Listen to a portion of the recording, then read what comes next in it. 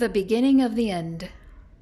Matthew chapter 24, verse 34. Truly, I say to you, this generation will not pass away until all these things take place. To whom was Jesus referring when he talked about this generation? Some say this generation refers to the disciples, but no one who was alive when Jesus spoke these words ever saw the return of Christ. Who then is this generation, and to what things was Jesus referring? This verse occurs in a major passage of prophecy, Matthew 24 to 25. See also Mark 13 and Luke 21, known as the Olivet Discourse.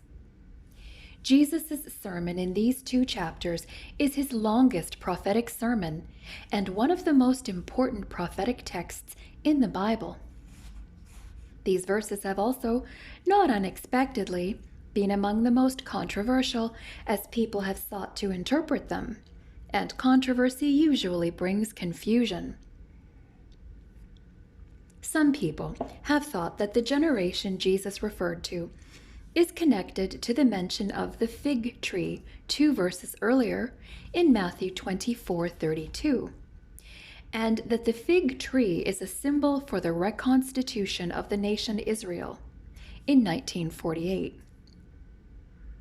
Following the idea that a biblical generation was about 40 years, these people argued that within about a generation of Israel once again becoming a nation, the return of Jesus would occur. That is, by 1988. However, Jesus never said that the fig tree represented Israel. Rather, he used the imagery of the fig tree as an illustration and not as a prophetic symbol. Besides, this 40-year theory cannot apply because we are well past 1988.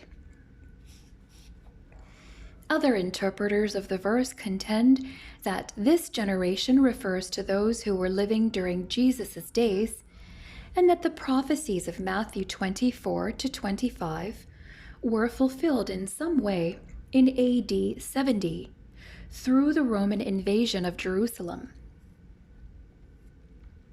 Yet a careful look at the all these things passage, the preceding events of Matthew 24, verses 4 to 33, clearly reveals they did not occur in the first century destruction of Jerusalem. Thus, Jesus had to be pointing to a different generation and time period, one that is in the future.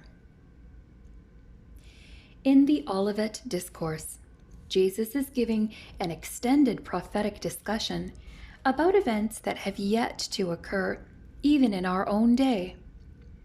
The phrases "this generation" and "these things" are linked together by context and grammar in such a way that Jesus must be speaking of a future generation. Jesus is stating that a future generation will experience the events described in Matthew 24, verses 4 through 33. These things. These future people will not die until all the events are literally fulfilled.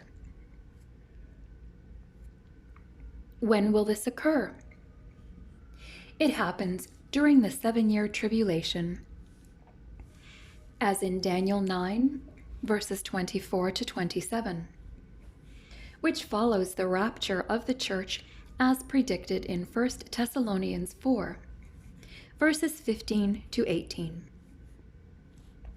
The tribulation will be the most traumatic and terrible time in human history, and it is the members of this tribulation generation to whom Jesus is speaking. This generation does not refer to people who lived in the first century, or to our current generation. Rather, it is yet a future generation, though it could be very near and include people now living. The generation that sees the tribulation is the same generation that will see the coming of Jesus.